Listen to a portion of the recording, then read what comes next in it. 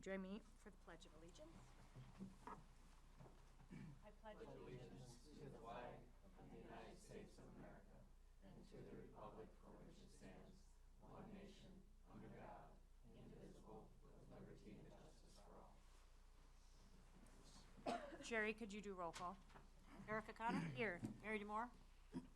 Here yet? Joel Fredericks? Here. Andy Mankey? Here. Art Schneider? Here. Craig Wirtz? Here. Jeff Vogel? Yes. Bill Warner? Here. Raymond Toki here. This is an open meeting and has been noted as such. Do we have any citizens' comments? None. None? Okay. We'll move on to consent agenda. We're looking for consent for approval of board member minutes of November 25th, 2019, as well as approval of voucher numbers 125591 to 125857 in the amount of $725,000 and change, and receipts for November of 2019 in the total of $772,000 and change. Any questions or concerns? Hearing none, they are approved by consent, and we'll move right along to our student rep report. Good evening, everyone. So the first thing we wanted to highlight was the event at MHS, where the MHS Save Club created a banner to give to Waukesha South in response to their active school violence on December 2nd. The banner was available for 3 days during lunch periods for students to sign and show their support to Waukesha South. So Save is doing really powerful things over at MHS, and they really encourage students to say something when they see something. If you move on to Big Bend Elementary School, Big Bend would like to congratulate 6th grader Jenna Keeling on winning the district spelling bee, and they were also able to welcome Roscoe from the Milwaukee Admirals, who stopped by to visit students during lunch. Clarendon Avenue wanted to recognize their spelling bee winners as well. And they wanted to say congratulations to Kristen Bradford for receiving the Rotary Teacher of the Month Award for Clarendon Avenue. So congrats to her. At Eagleville, they've already had an incredibly eventful and educational month. They enjoyed their One Book, One School celebration and their second STEM challenge. They also were able to have their second Eagle Club meeting, and their Midnight Magic Float was exceptional. They also always continue to celebrate their PBIS success. At Prairie View, they are inducting a new program called Playground Pals. So it will take place during lunch recesses, where students will increase their physical activity and have more leadership opportunities. So 5th and 6th grade students can apply for the leadership positions and are trained to encourage happy and positive experiences for kids on the playground. They also had a Coins for Kids program where they raised a total of $3,200 for the Waukesha Christmas Clearing Council, which is very important. Also, over at Rolling Hills, their student council had their annual Adopt a Family campaign in conjunction with the Waukesha County Christmas Clearing Council. They were able to raise an unbelievable sum, and they recently made their shopping trek over to Target on Sunset in Waukesha. Target generously donated $210 and also gave them 20% off of all their total purchases. All the classrooms reached their goal and were able to celebrate with a pajama day and an hour-long game time. And finally, highlighting Section Elementary School is their LEGO League accomplishment, where Section's first ever LEGO League team, the Environmental Explorers, competed in the Oak Creek Regional Competition on Saturday, December 7th. The team scored an amazing 3rd place in the robot competition, and overall scores placed them in the top 14 teams of 39. So congratulations to them. And that is all for our board report. Thank you. Thank you, ladies. All right, so updates from Student Learning Committee.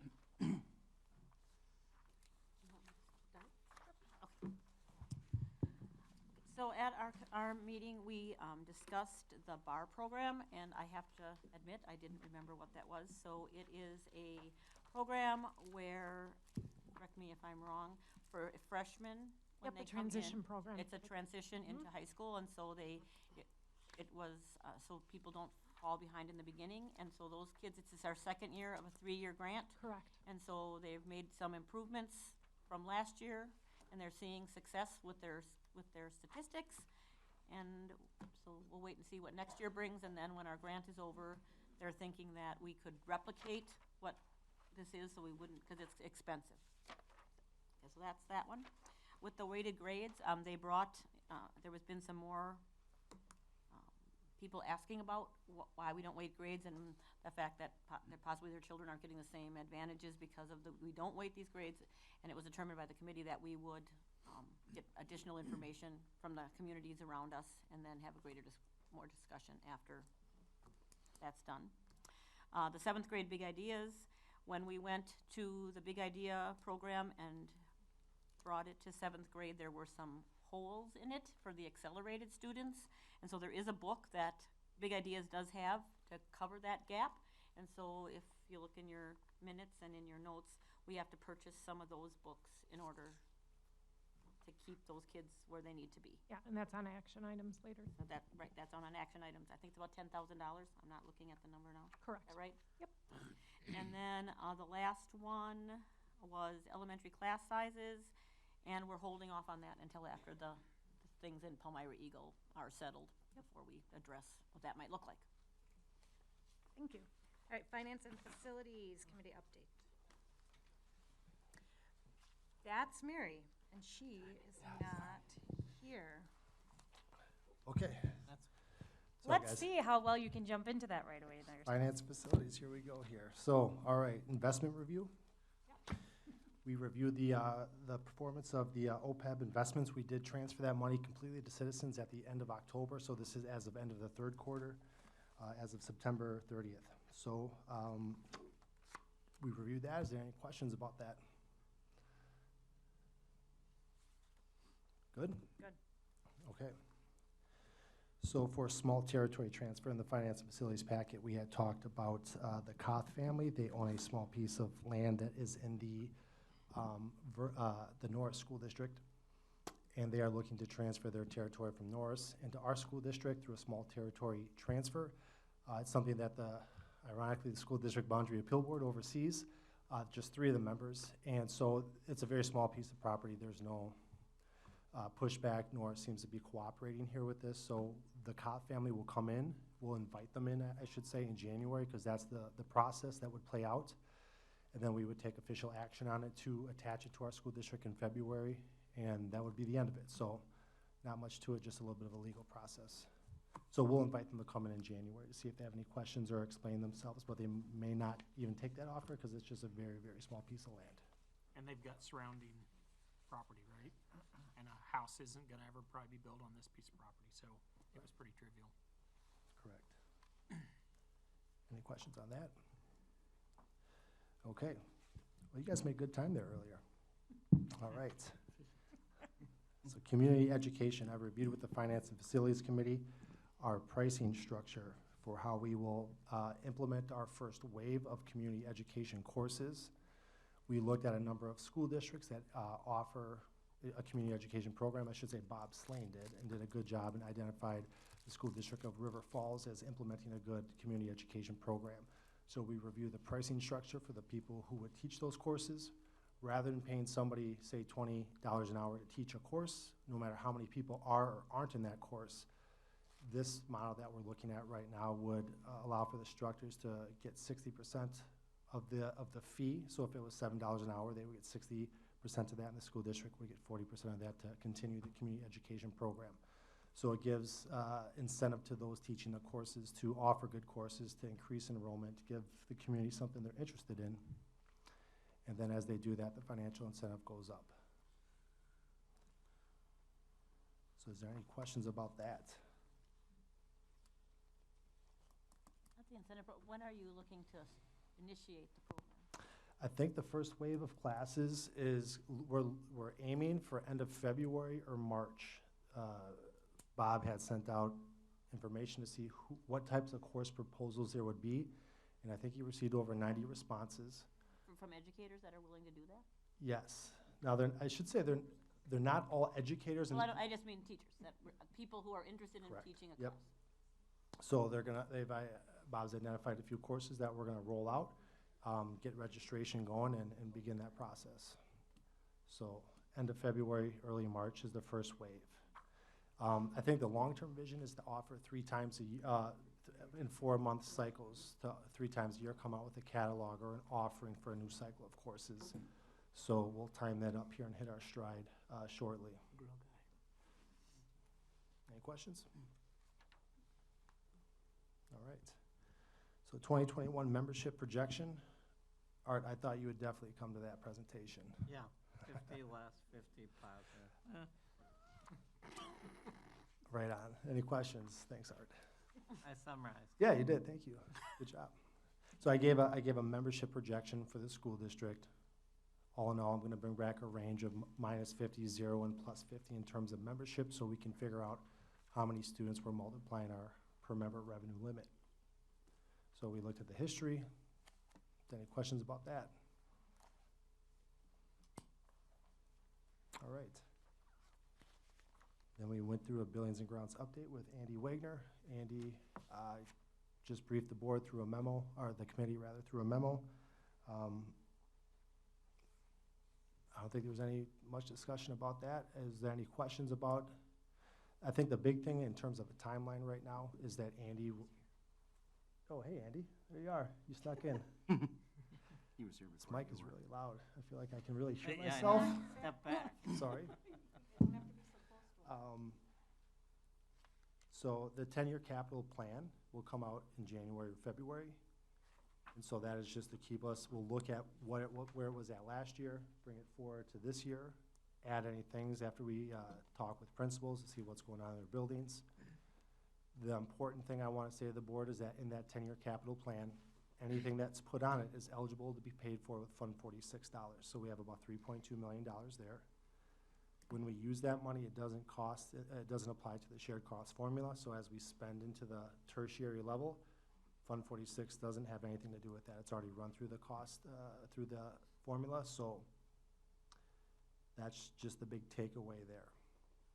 So we can be strategic in how we pay for any building type project, a capital type project, and we'll do that as it relates to our funding formula, probably through year-end journal entries and things of that nature.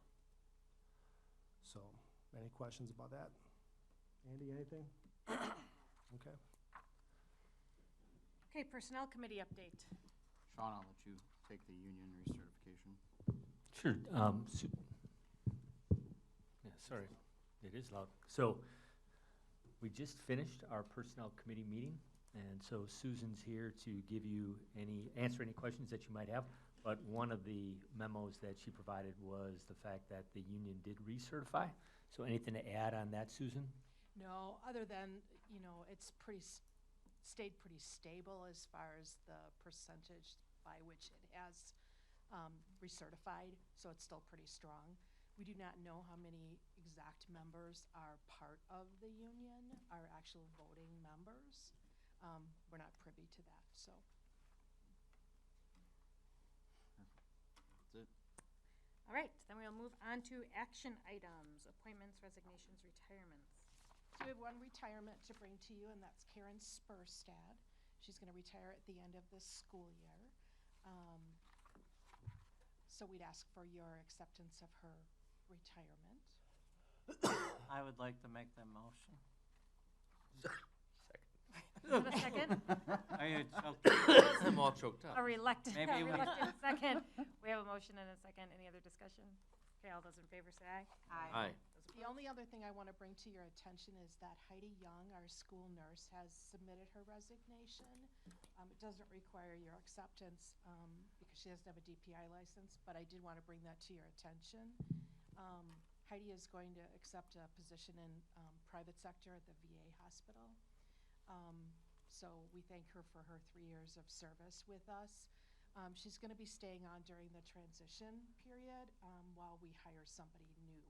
So we do have the position posted right now, so. Okay, the 20. I'm sorry, can I just Yeah. interject one thing?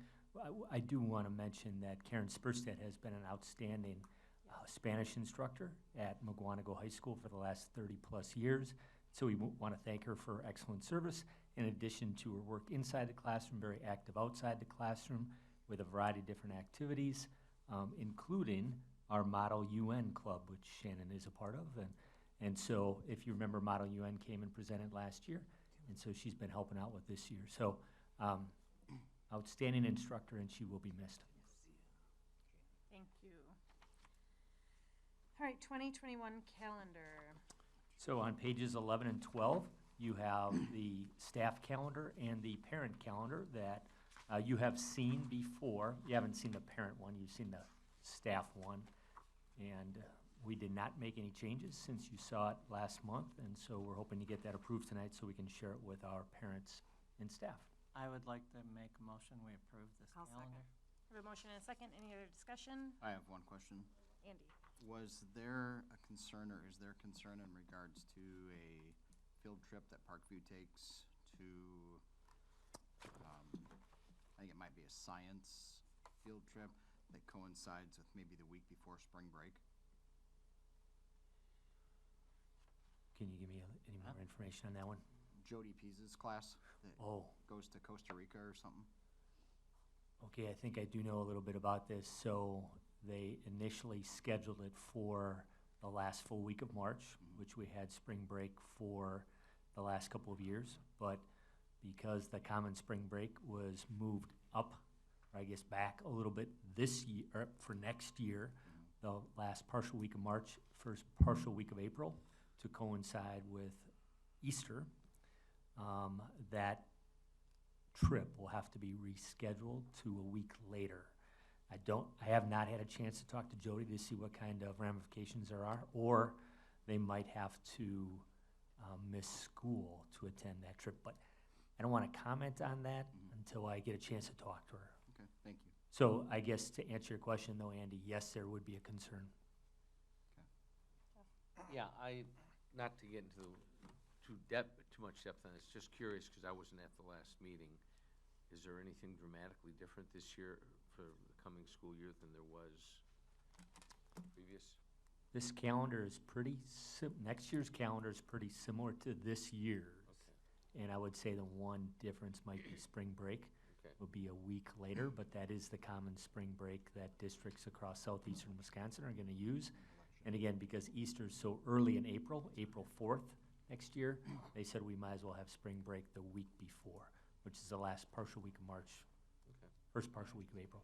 And then we have off for the election day. Election, there's Oh, no yes, school thanks, on Sherry. election. Yep. And so we did decide, because Rolling Hills is going to be an election site for that presidential election on November 3rd. That's why we have an in-service day on that day, so there'll be no students in our buildings. And lastly, what's the difference between the parent calendar and the, Just the parent calendar doesn't have all the staff information on it. So there's more information about staff work days, staff development days. Parents don't really care about that information. They just want to know when their kids are supposed to be at school. Okay, so we had a motion, a second. Any other discussion? Okay, all those in favor say aye. Aye. Those opposed? Okay, motion carries. Next, we have Neola policy updates and review. So at each committee, Personnel, Finance and Facilities, and Student Learning Committee, all the committees reviewed policies, but there were no recommended changes. And so we want to make sure that we're all on the same page with our school board procedure. As long as there are no changes to those policies, we're assuming that we don't have to bring them to the full board for approval. We would just mark on those policies that they were reviewed at such and such a date. So the Personnel Committee reviewed 5 or 6 policies tonight. We would put on there that they were reviewed, no changes on 12/16/19. If there is a change to a policy, then we'd bring it to the full board for review and approval. Is that how you guys want to operate? Yes. that's the way we discussed it in learning committee Yeah. also. Yep. Okay, so then we have no policies tonight to approve. Okay, then we'll move right on to the new course proposal of varsity treble. So this is not a huge change. It's really taking what was treble choir and moving it into varsity treble choir, and simply changing a little bit about the procedure of how students get in. And it wasn't in the packet last time when we approved, so I took it to Student Learning Committee and they recommended moving it on for full approval. Do I have a motion? I make a motion. Motion? I'll second. Motion and second. Any other discussion? Questions? Okay, all those in favor say aye. Aye. Those opposed? Okay, motion carries. Mental health staffing proposal. So Christine Bowden's here, our new People Services Director, not so new anymore, I guess a few months into the job. So we had, there had been a request from some school board members to update the board on what our current staffing levels are, and after the issues, student safety issues at Waukesha South and other places across the state, if we were thinking about adding any staff. So Christine's only been here for a couple months, so it's tough for her to evaluate what we will need in the future. But we do have some issues at a couple of our buildings right now that we want to try to address. So I'm going to turn it over to Christine to review this memo, and we do have a request. So as you can see at the top, you'll be able to look at what pupil services staff are currently allocated at every building. Underneath that are 2 additional resources that have been added this school year. One is, well, the Cornerstone Counseling was there last year. I think Christine, can you talk into the microphone, please? maybe. Thank you. Can you hear me now? Yeah. All right. You know, I was purposely pushing it away, actually, hoping strategy, but so additional resources that we have right now at the high school level include the Cornerstone Counseling that comes in one day per week for students. In addition, we began offering Healing Hearts comes in. They're an organization that works with grief and loss, and they're coming in voluntarily free of charge to work with our students. Our students sign permission, get parental consent to attend, and it's during their flex time, so there's no academic instruction time lost. The additional staffing requests that we're putting forward currently is we have some increased mental health needs at the elementary level currently. And so we're looking to request an additional interim counselor full-time for the rest of the 19-20 school year. And then additionally, due to some significant mental health needs at the secondary level, looking also at SOAR, requesting a part-time interim social worker for the remainder of the 19-20 school year as well. To clarify, are you asking for an additional part-time interim social worker at SOAR? They would be at the secondary level. Primarily, though, I would like them to be spending time at SOAR. So where would the elementary counselor go? Because I'm looking at would they go to Big Bend where they don't have one? No, they would be, right now, Clarendon has some mental health needs that are just really. So they would have 2 at Clarendon then? So they would work at Clarendon until, hopefully, things get situated there. And then in the long run, if that position can be reallocated over to Big Bend, then we could do that based on need. Or do you think Clarendon will require 2 ongoing? I don't know at this point. I hope not. Okay, so this is the first time we're seeing this proposal, and it's an action item. There's no money, financial figures attached to this. So Tom has those to share tonight, but we do understand that if this is too soon, we're prepared to come back in January and ask for the same thing. Well, what I'm hearing is that it's possibly time sensitive. It is. That's, All right, well, yeah, And, numbers. and if you'd like, we can talk about this in executive session, because we simply can't share the details of what the issues are in open session. Can you give numbers now, or do you want to wait till, okay. Oh, sorry. So again, based on offer of single or family health insurance is what the big driver is gonna be there, but from the total compensation package, salary benefits, all in 60 to 80,000 for that. So if it's a $40,000 entry level, you know, in that range right there, along with range of benefits, that'll bring it up to 60,000 on the low end. If they take family insurance, obviously things can go up there as well. So For both? for both, correct. Per. 60,000 per on the low end. Right. I'd say I just for a range here, So obviously. So we're talking at about 120 max. There's Thank you, Jill, because I've heard. Well, just to clarify again, this is for the remainder of this school year. And so it's not a full year salary. It's roughly a half-year salary and benefits. And one position would be full-time, one would be half-time. So we built our budget with surplus in it. We'll be talking, I guess, about some of that here tonight. But there is room in it. We built it with 663,000. So this is where that money would come from, and it is available. We didn't allocate it all at the front end for situations just like this here. So we have to talk about. So would the board like to hold off on the action item until after executive session? I have a couple questions. Okay. Then, can we wait until after executive session to vote? Yep, of course.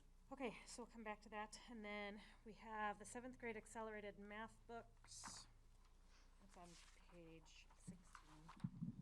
So as mentioned during the Student Learning Committee update, they're bringing in big ideas to the middle school level. Some of the teachers contacted me right away in the fall and noticed that there was a curriculum gap now with the new materials and the rigor involved with those materials, that the way that we were accelerating students before did not necessarily work the same with this new program. And so I'm recommending we bring in a textbook by the same company that's an accelerated textbook that should bridge those gaps that we have for students accelerating in the middle school to get to algebra or geometry faster. We had extended conversation at the learning committee, and I make a motion we approve those books. Second. A motion and a second. Any other questions and discussion? Okay, all those in favor say aye. Aye. Those opposed? Okay, thank you. Unfinished business. So I have 3 things to discuss. I'll do the easiest one first. So Miller Park did get in touch with Jim Darren last Friday, and they did send a contract. And so we are able to have graduation from Mugwanago High School on Sunday, June 7 at 1 p.m. So we have the paperwork, and we'll get our deposit in by January 6th, and we should be good to go. Perfect. So that's good news. You're back for 100. Keep going. Elmira Eagle update. So Tom and I did attend the School District Boundary Appeals Board last week, Thursday night at Eagle Elementary. And we spoke to the School District Boundary Appeals Board about our thoughts on all 4 options that they have narrowed the options down to. And so again, just to refresh your memory, first option is to allow Palmyra Eagle School District to operate and stay intact. So they would deny the resolution to dissolve. Second option is the east-west consolidation. That's our proposal that we have put together with Whitewater.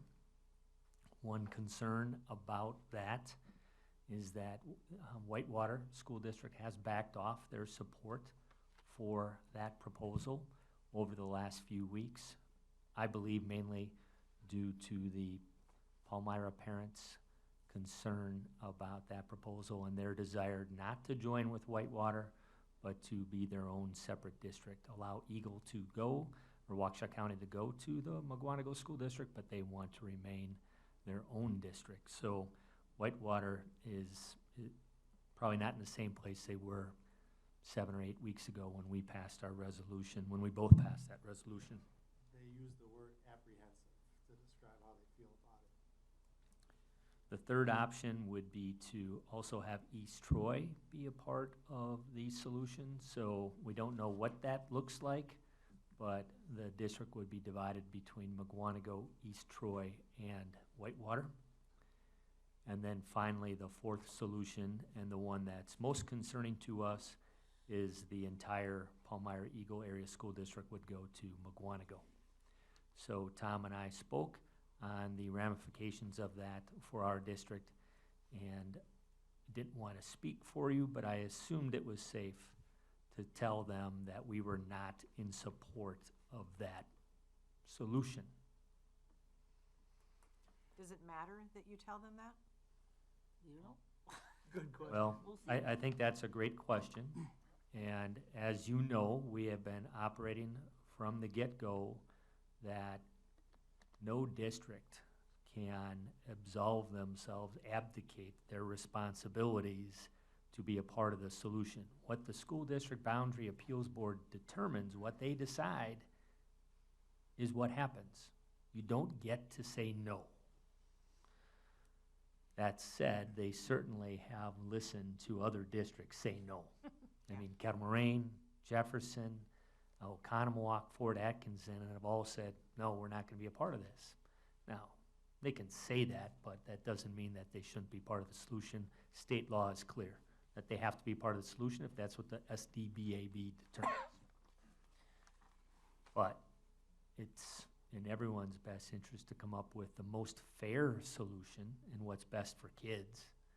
And I don't know that our district taking the entire PEASD is fair, and I'm not sure that's best for kids either.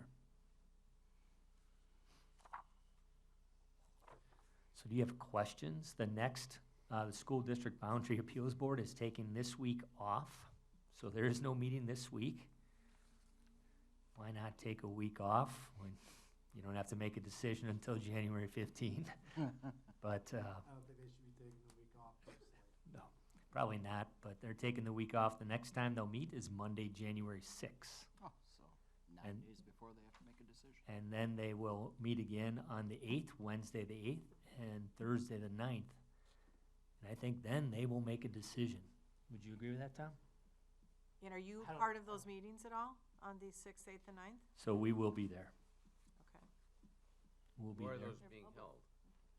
So, Good question. we did ask for them to come to McWanago to hear our residents. They certainly have spoken, or I'm sorry, they certainly have heard from the residents of Palmyra. Lots and lots of people from Palmyra have spoken. Some people from Eagle. We thought if they were seriously considering McWanago taking the entire district, that they should hear from our residents. They said no. Would that be accurate? At the initial meeting that they had, the very first one, it started off with a 1-hour presentation by DPI.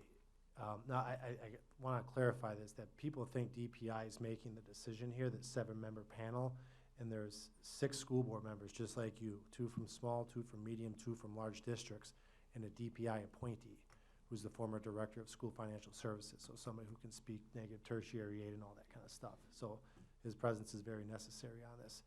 When they gave those 7 folks the timeline and how things were gonna run down, they said the first 4 meetings will be scheduled in the district, and then we'll play it by ear from there. If this solution looks probable, we'll begin to use those later meetings to visit the surrounding school districts.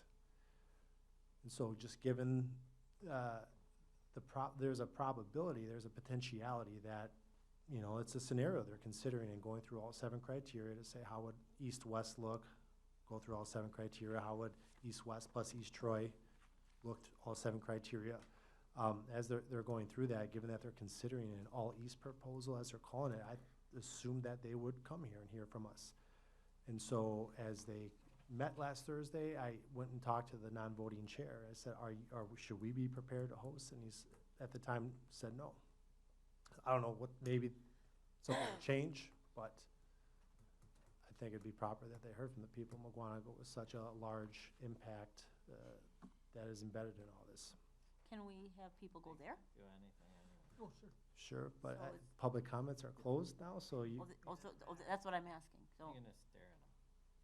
so we could, So hypothetically speaking, we get the whole district. hypothetically speaking, Our yes. taxpayers would have be on nothing, the hook for that whole, Mhm. is that correct? That would be correct. So we anticipate that at the end of this school year, they'll have about $11.5 million of debt. But that's the principal, and Tom, 13.8 million would be principal plus interest on that loan.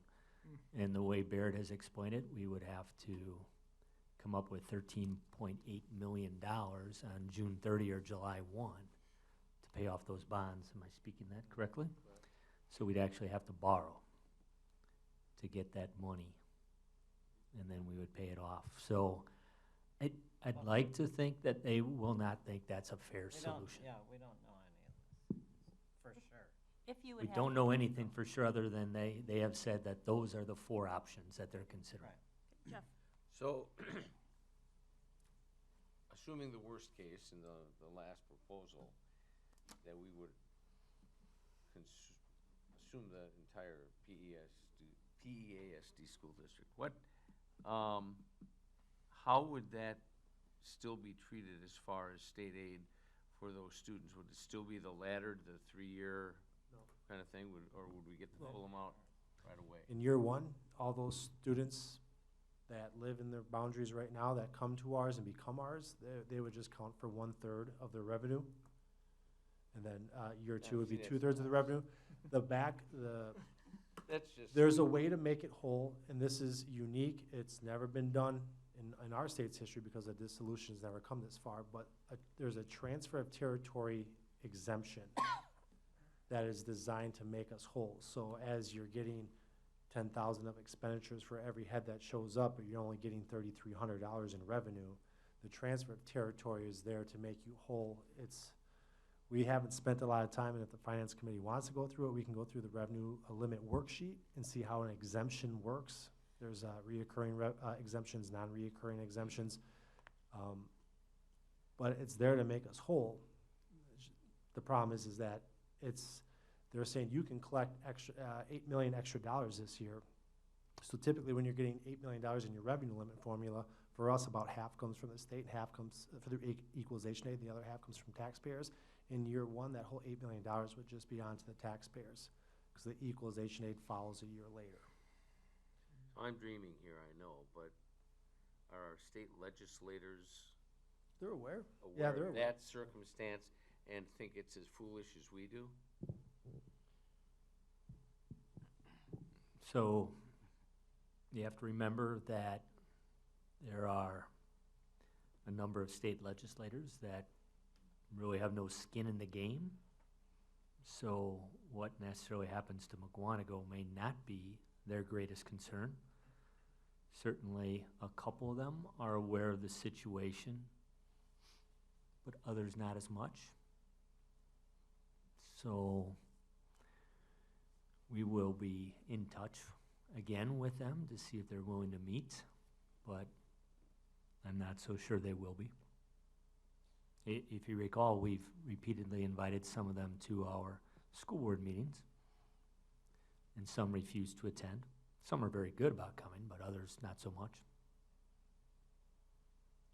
Sherry, if we have to borrow the money, do we have to get permission from anyone, or how does that work for the taxpayers? Because, you do a Yep. Yeah, I think we're gonna be kind of breaking a lot of ground here with this one. From what I understand, issuing refunding bonds is what we would be doing. We don't need voter approval to do this. Typically, when you take $13 million in a tax levy over a number of years, you're exceeding your revenue limits. To do so, you need voter permission, just like we did at McGuanago High School. In this instance, we do not. I don't think we'd get it.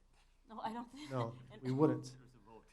I mean, what I would say here, what I do say here is that I don't know why state laws or even federal laws are written as such. I'm not sure which one trumps or which one comes first, but the people at Palmyra Eagle took on those loans. There was risk involved. The bond investors knew it. Their district dissolved, and those bonds should not be paid. As the financial officer of the school district and as a resident of the school district, I don't advise that we voluntarily take anyone's debt of any sort. And I think that these bonds should default. Is there any way that we can fight Yeah. it? Has that ever happened before? Can we fight it? That I don't know. Sure, we could fight it. I mean, even the school district boundary appeal board's final decision can be challenged in circuit court. Now, For $12 million, I think it should be looked at, or 13.8. But the ruling would still stand, and we would have to educate those students. Right, and that's fine, and that would be our job, because we have no choice. But to accept their debt, like Tom said, if we have the ability to dispute that, I think we should, or at least look into But then there's a legal expense involved in that. So there would be a legal expense, and it's probably worth, and again, maybe we wait until January 6th and January 8th to see, get a little bit better of an idea what the School District Boundary Appeals Board is leaning toward, and then we can get our legal team involved to see what the ramifications would be of defaulting on the debt. I have a feeling that would not be good for our bond rating, No, we might not ever be able to borrow money again. if the debt's assigned to us, at that point, if the debt's assigned to us, then we ought to start paying it. I think it'd be very foolish and short-sighted, as much as I agree with what you're thinking right now, Andy, and a lot of people are probably thinking here, to default on it would be not No, I smart. wouldn't say that. I just think if there's Right, ways to look into it. understand. It's their taxpayers, it's their voting Sure. group that took on this debt, and that's why they are where they are. Yeah, just to be clear, we're very much in agreement, and we're happy to work with the legislators to say, we'll take on Waukesha County or whatever portion is given to us, but those residents in Palmyra Eagle should have to pay off that debt. We shouldn't have to. Right. So that debt should stay in that district, even though it's dissolved, with those residents that live within that district. They should pay that off. I don't know why state law reads differently. You know, these other districts can just say, no, we're out. Well, you Again. can say it, but it I'm doesn't just- mean right, it's. But I'm just saying, it seems that they're just shirking their responsibility to. And do you know teach that they're these not kids. even considering them? Just because they said they can't do it? Do you have any idea that the board is discounting them and taking them off the list? Well, Or when would- you could- take is a it look at, possible that- when you take a look at their 4 solutions, they aren't including, They're included, yeah. they aren't including any of them.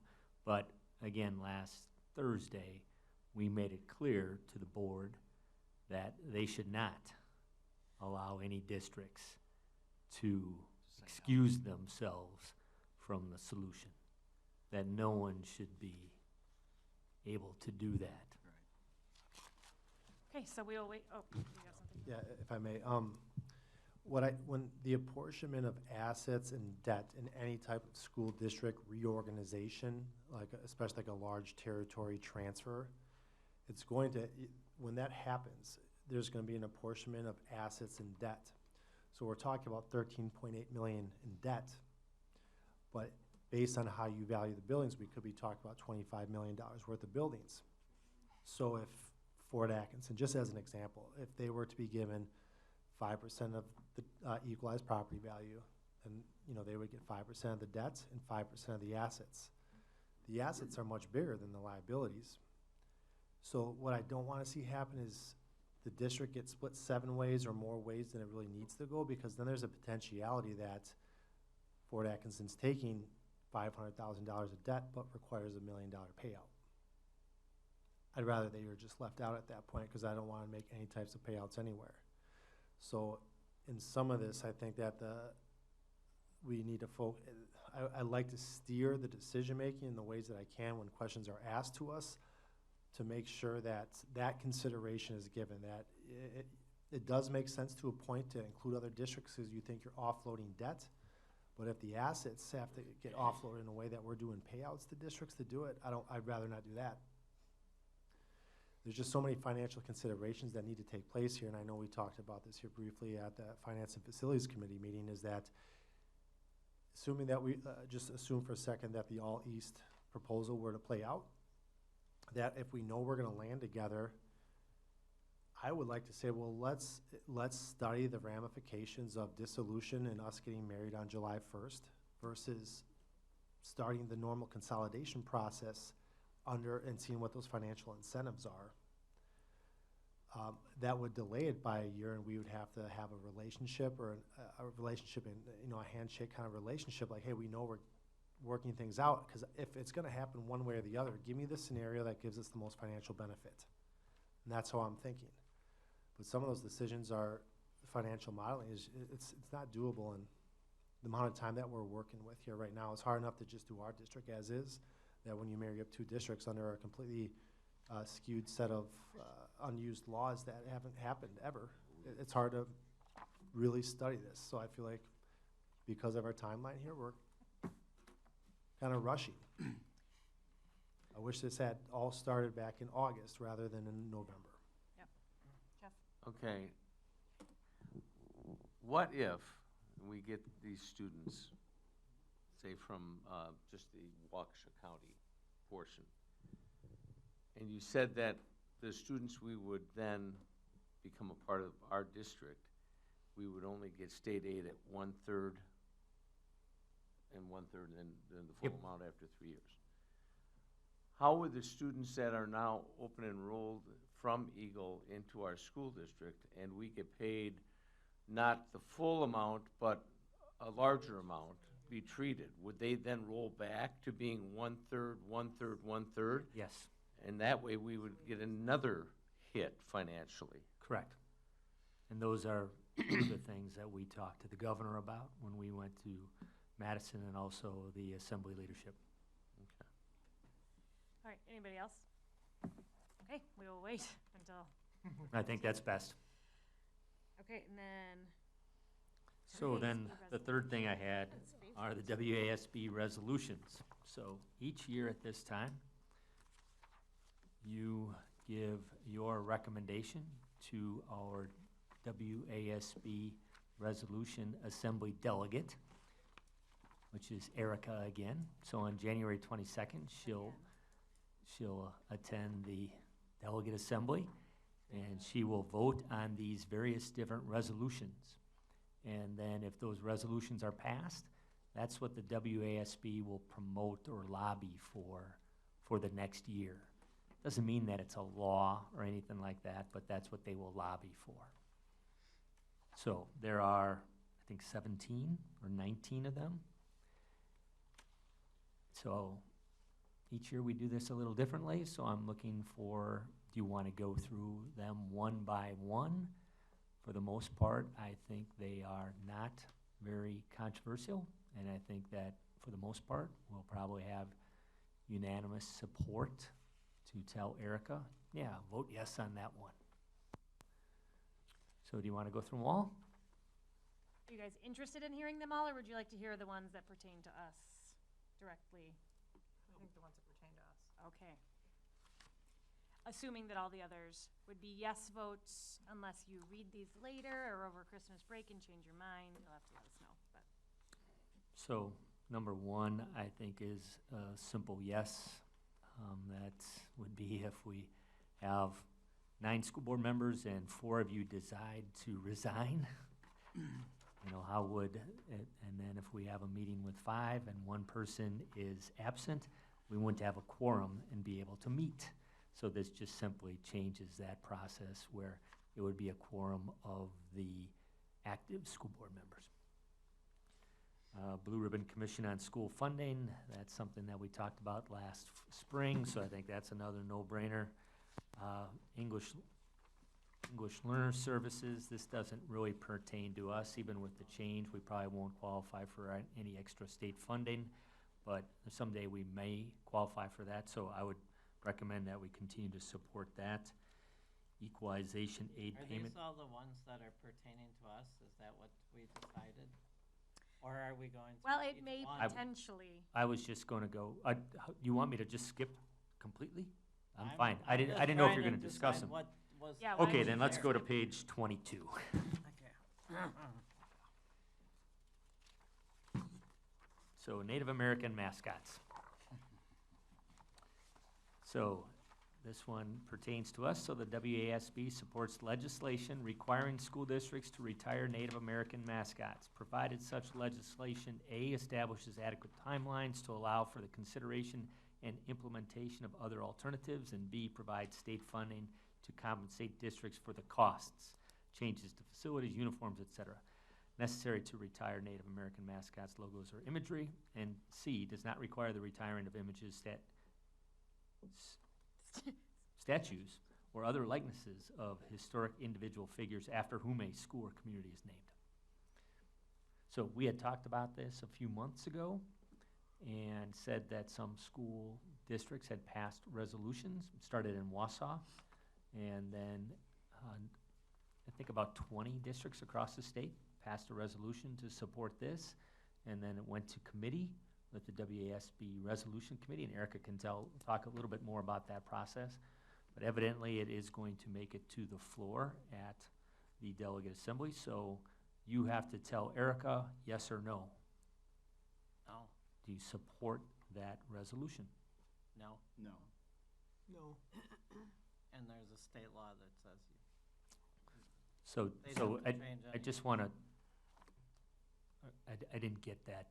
So Art said no, Andy said no, Craig said no, that's 3.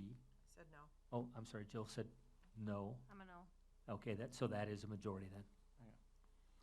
Well, and I will say, this, I did get feedback, was a pretty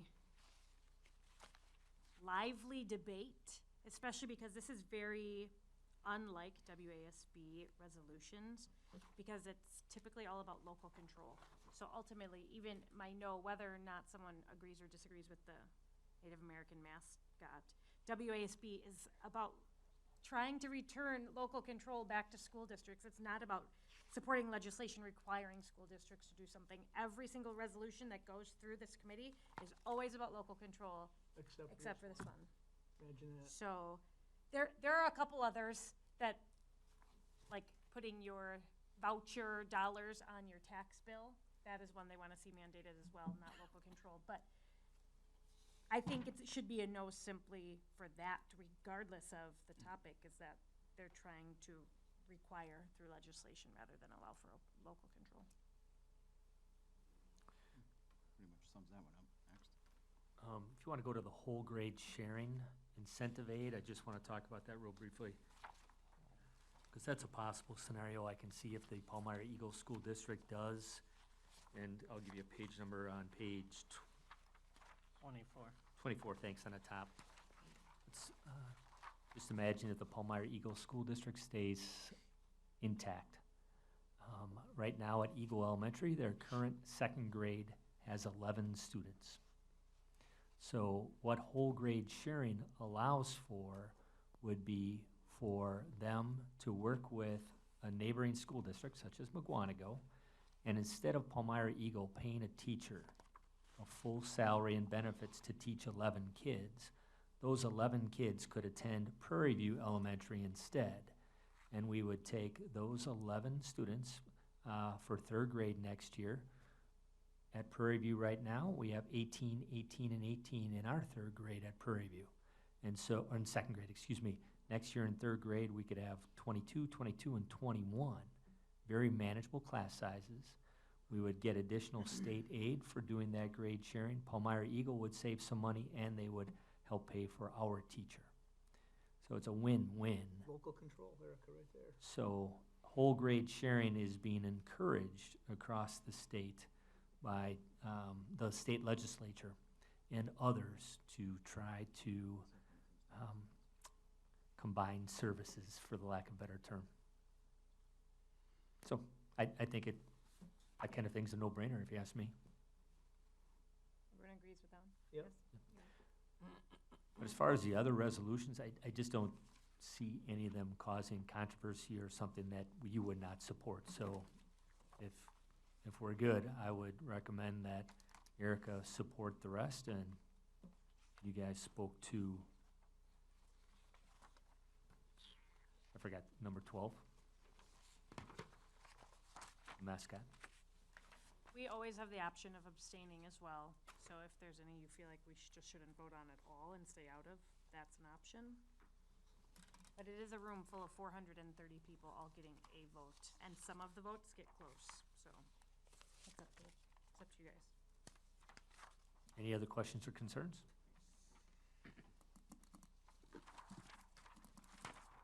Okay, I do not have a board president report, so if we would like to make a motion into executive session. Just 2 quick correspondence things. Oh, I'm Just, sorry, go ahead. At the Classic 8, 4 of our fall sports programs earned sportsmanship awards.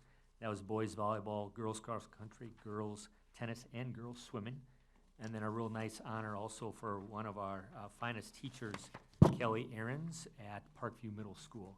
And there's a press release on page 28 that talks about the Space Foundation selecting, she's one of 39 people that were selected to join the Teacher Liaison Program. So Who went last year? Pretty cool. she also, she's been involved in a number of NASA and other space-related It's the programs. same- So, it's yep, the same teacher? yep. Sean, maybe she could come and talk to us about that someday. Be kinda cool. She'd love to. Yeah, So she's really sharp and wanna invite her? Yep, absolutely. She can bring her map of the moon, and we can all sit on it. I'd give her with my the Kringle. students, If, for those of you who attended the Education Foundation dinner, she had the students there and they were doing the drone, so with the iPad.